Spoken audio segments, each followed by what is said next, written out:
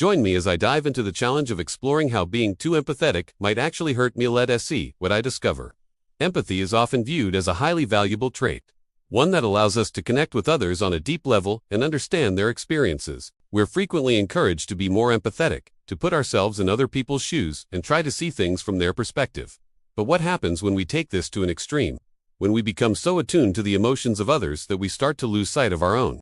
Being excessively empathetic can lead to emotional exhaustion. Imagine constantly feeling the weight of everyone around you, like you're carrying their burdens on your own shoulders. It's draining, both mentally and physically.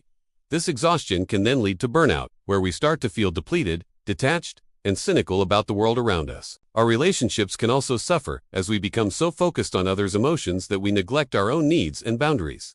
In personal relationships, excessive empathy can create an imbalance. We might find ourselves constantly trying to fix others' problems or take on their emotions, rather than simply being present and supportive. This can lead to feelings of resentment and frustration, as we feel like we're shouldering the entire emotional load.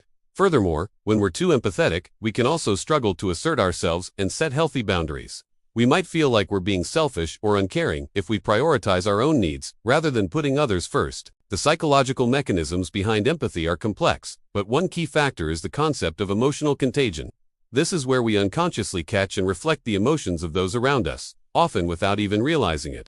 For example, if someone close to us is going through a tough time, we might find ourselves feeling down or anxious without knowing why. Experts suggest that setting emotional boundaries is crucial to maintaining healthy empathy. This means being aware of our own emotional limits and taking steps to protect ourselves from excessive emotional demands.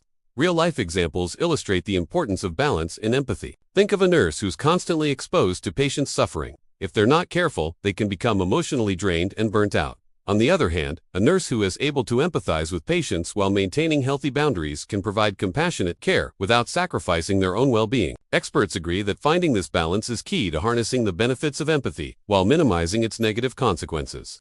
The crucial insight here is that it's possible to care deeply without losing oneself.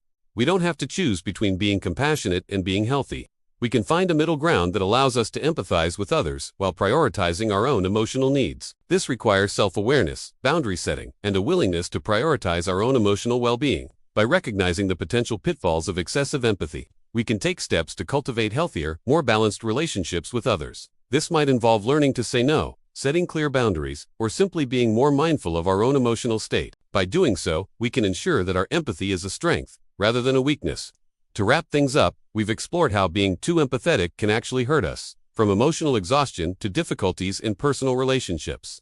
While empathy is an essential trait, moderation is key to maintaining emotional health. If you've ever struggled with being too empathetic, I'd love to hear about your experiences in the comments below. If you're interested in learning more about emotional intelligence, be sure to check out my video on that topic. I think you'll find it really insightful.